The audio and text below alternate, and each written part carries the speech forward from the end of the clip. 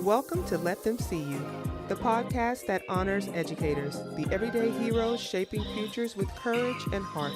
I'm your host, Sarah Hightower. This is your space to recharge, find joy, and embrace your power.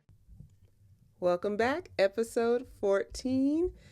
I am so excited to get started to talk to you about 4th and 5th, Leaders in the Making. These are some years where we get a lot of change as per the other grade levels, but 4th and 5th is where you really start to see those personalities coming out. And for today's quick chat, I want to talk about something very special that happened in my life in 4th grade, and that is when I met one of my best friends. We were living on the same street in my neighborhood. As I told you last episode, when my mother and my siblings, we moved into a house, and this friend lived on the same street that I did, and we discovered we went to the same school, and so we would try to sit together and play together, and we just had each other's back from the moment we decided we were best friends. We had cordless phones back then, so, I would get on my cordless phone, she would get on her cordless phone, and I remember running outside in the street and waving at her, and she'd run out and wave because we had our cordless phones. It was the coolest thing ever. And so we're on the phone, hey, I see you. Obviously, this was back in the 90s, right? So that was cool back then to have your cordless phone walking around talking to your friend. We spent a lot of time on the phone in the 4th grade that I can remember, thinking back like, man, what were we even talking about? Nothing. But it was important to us that we communicated with each other all the time. So when I would talk to my best friend, we just formed a connection. Outside of school, we spent time together. Again, we lived on the same street. And this was a different time. We both had bikes. So we would ride our bikes, not just in the neighborhood. We were all over the place.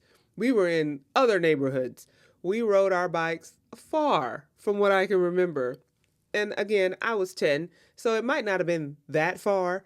But when I think about it and I drive in that area now, I think it wasn't around the corner. We drove a ways to get to where we went. And we just spend a lot of time together outside. We a lot of time outside. We were imaginative. We played, we chased each other. She had a brother, so of course there was mud and frogs and all kinds of things thrown at us. It was just a good time back in 4th grade. Video games happened, but not the way they happen now. There was time spent on them, but I would say more time was spent outside, being imaginative. TLC, the singing group was big back then, and she had a little sister, so her little sister and me, we would all go into my garage, I believe.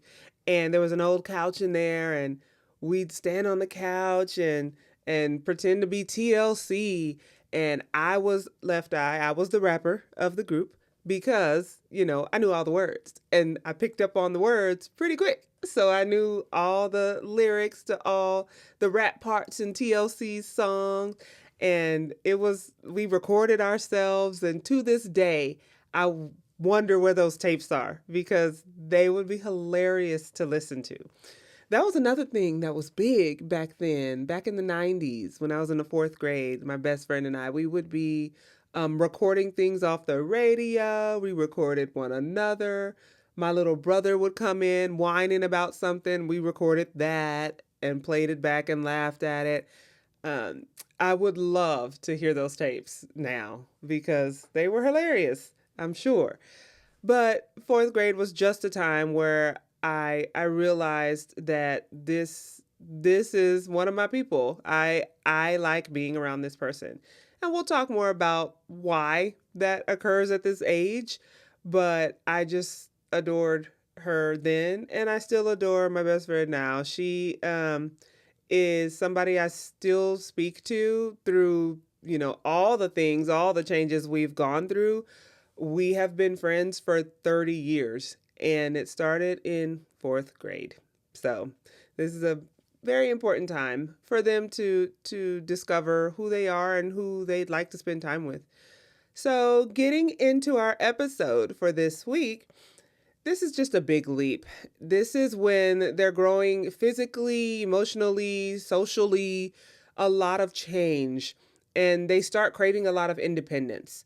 But there's nothing wrong with them wanting that independence. Is we just have to give them the structure that they need in order to have it.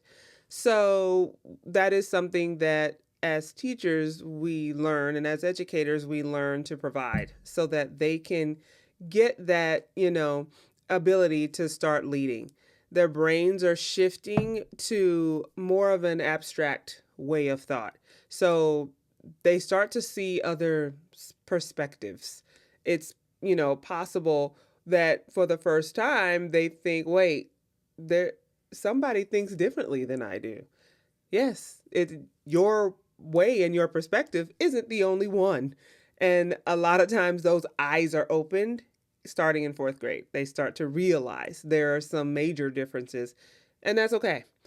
But it's funny when you think about, the best friend and maybe even the first fight or the first argument you have, and they think, oh my goodness, I'm fighting with my best friend.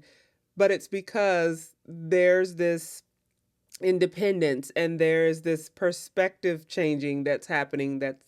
It's like, yes, we are one and the same, and we like the same things, and we enjoy being with one another, but sometimes we disagree. And that is interesting when it happens for the first time. Sometimes it's shocking because they don't understand, like, wow, you're my friend. Why would you think differently? We're supposed to be the same, but we're not, because we're two different people. that happens. 4th graders are fun though, because they discover sarcasm at that age, and they like it. They like to pretend like, oh, okay, everything is sarcastic, and they enjoy that. And then when they hit 5th grade, they act like they invented sarcasm. So then that it's really something that they are drawn to. Um, so it's just a fun age to be able to have that kind of banter with them. And they like it. They feel older, they can understand it, especially if they have younger siblings, and, and they're around their friends, they throw around the sarcasm, and the younger sibling may not really catch on to it. And that's something that they bond over as older kids. They're like, yeah, we get it. They don't, right? So the real work of teaching at this age, though, is because you're as a teacher, you're not just teaching, right? There's part mentor, part comedian, part counseling, part just fun, just an understanding human that gets being 10 and 11. So that they have a bond with the students at that age because of the way that they're growing.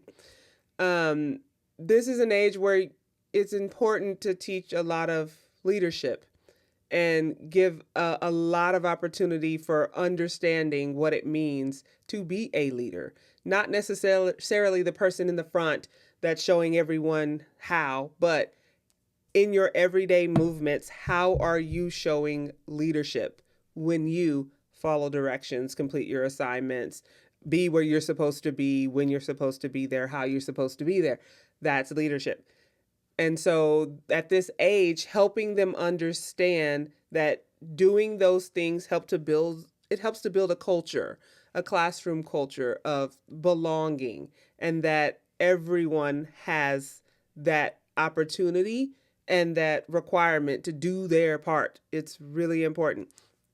And then, you know, when you give them that opportunity, it can be anything like they lead the morning meeting, or they are, the person that is leading the warm up, and they call on other students to provide their thinking for why they chose a certain answer or why they decided to solve a problem in that way or why they decided that a character's feelings were this.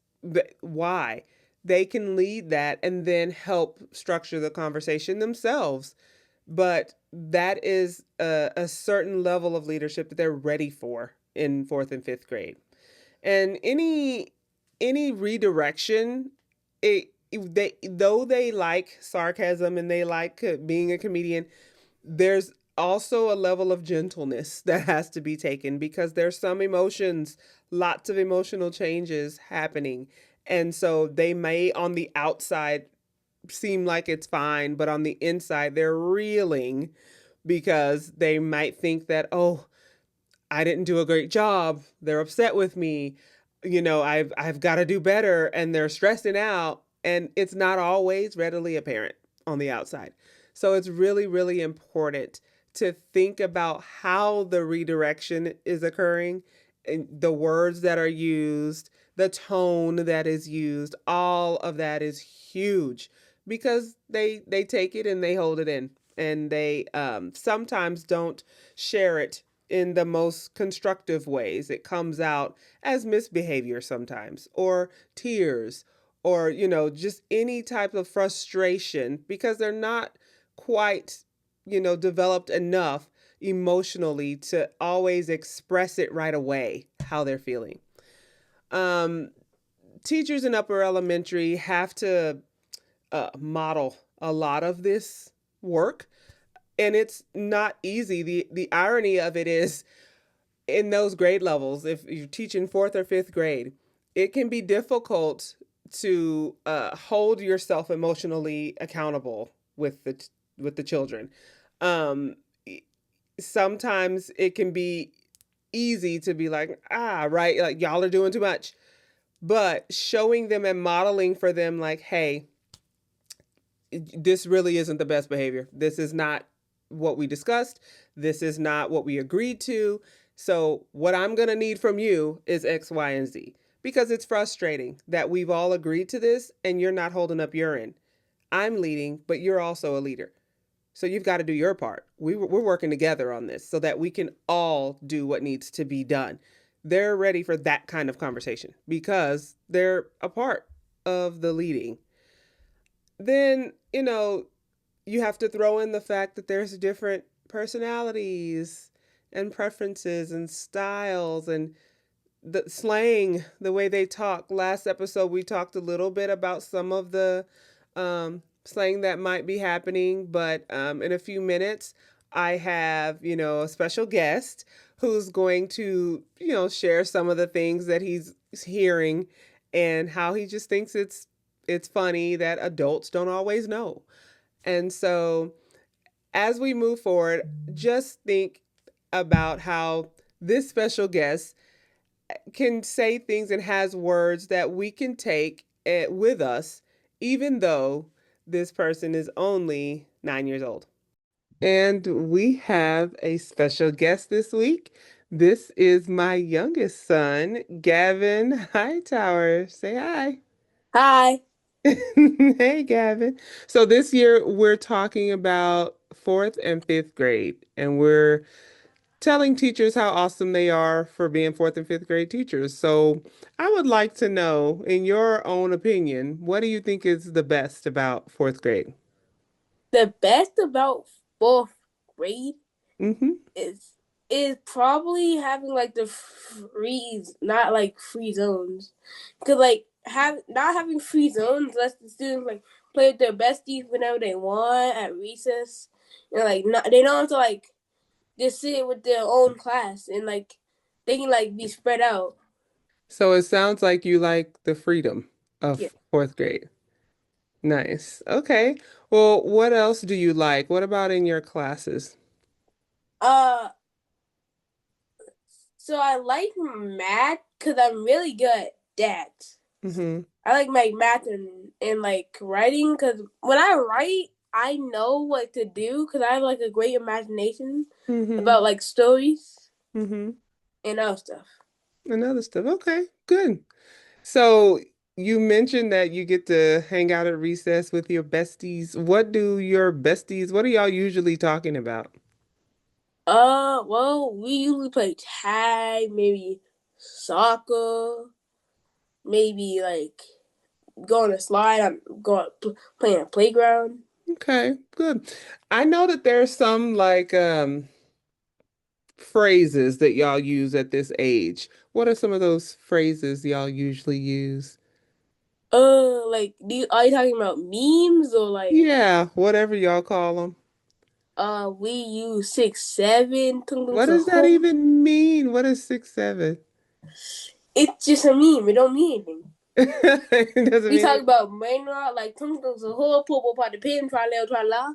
Okay, all of that stuff. We talk about Sprunky. Okay. Probably playtime.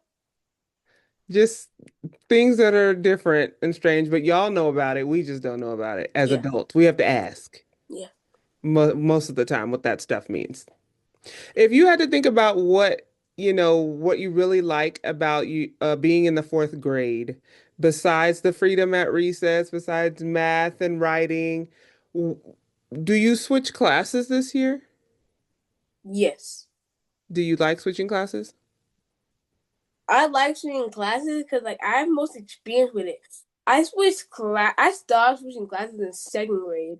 So which one did you prefer? Did you prefer self-contained or did you prefer switch class? For third grade, I would say self-contained Hmm. because it like I think the self-contained one helps me like because I don't have to move to another whole class and like came my stuff.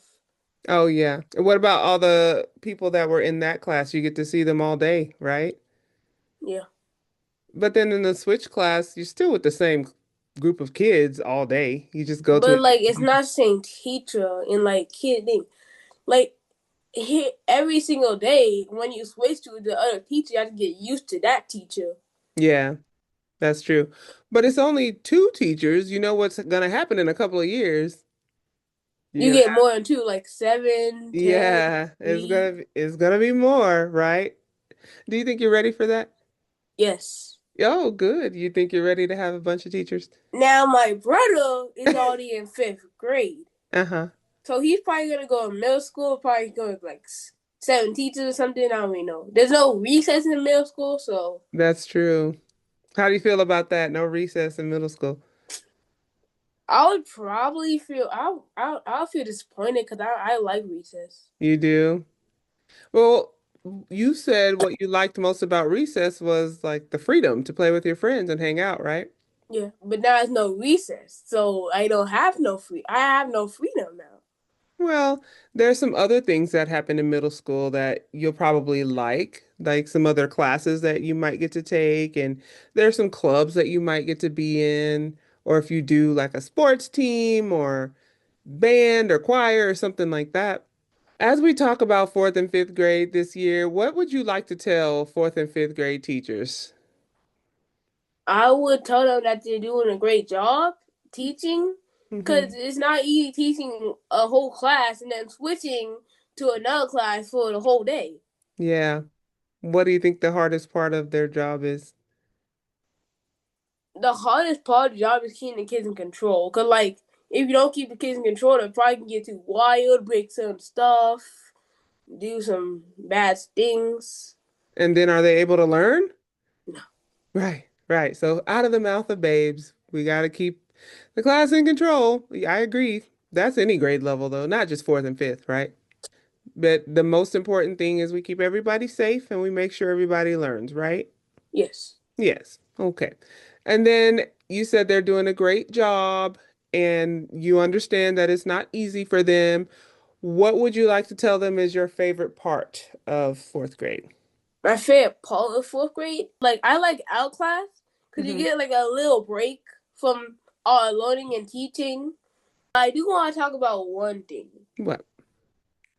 I kind of have trouble in school Hmm. because I have autism and ADHD, so Hmm. it's hard for me to start moving in 4th grade. Uh-huh. But one way I start moving is just take a deep breath, calm down, and yeah, That helps you a lot. yeah. Do you ask for help? Do you say, "Can I get some water?" Do you say what you need? I don't say it, but we do have signs to like the help say that without talking, Mm-hmm. because they don't want to interrupt the class. Right. They Do have you, signs to tell you when you can go get stuff, and they say no, you don't know. But they say yes, you can do. oh, okay. That's fair. Do you think that's fair? Yes. Okay, good. Good. Well, thank you for sharing that about yourself. There's lots of kids that have autism and ADHD.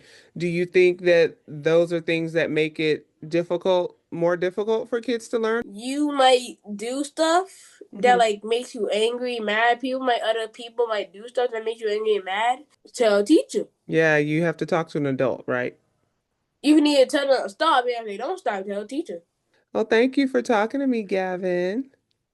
You're And welcome. tell the fourth and fifth grade teachers again what you think. I think that they have an awesome job, and that's a lot of kids. So you have to be ready, prepared. Yeah, it's a lot.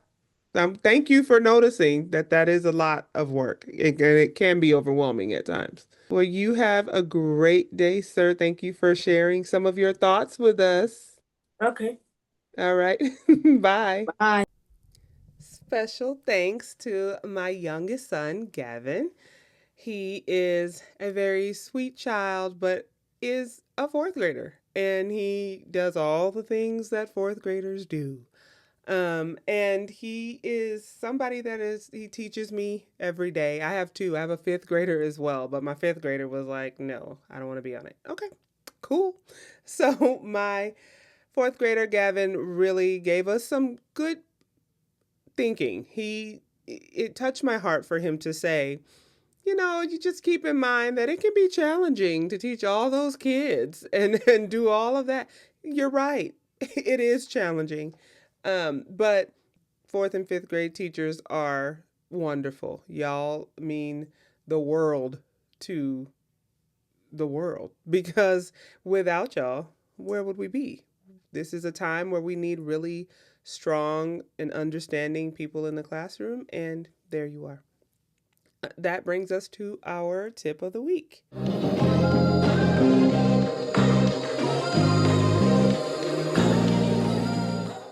This week's tip of the week is create micro leadership moments. That means any little moment that you can find to pinpoint leaders, give them the chance to do that.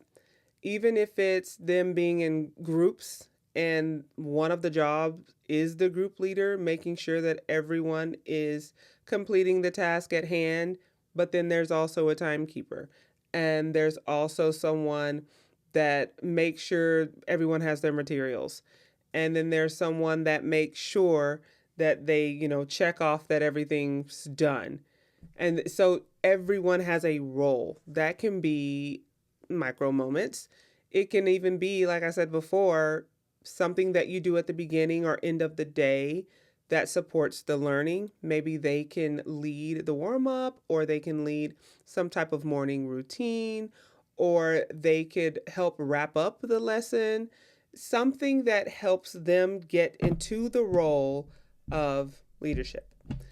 And it could also be after school clubs, student council, peer mentors, anything like that. Any leadership opportunities, safety patrol, those are great ways to hold students accountable for growing and showing and modeling appropriate behavior and helping other students see that they too can do this work.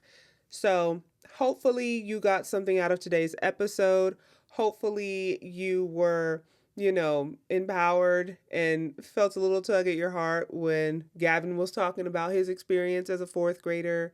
And I want you to rediscover your joy, embrace your true self, let them see you.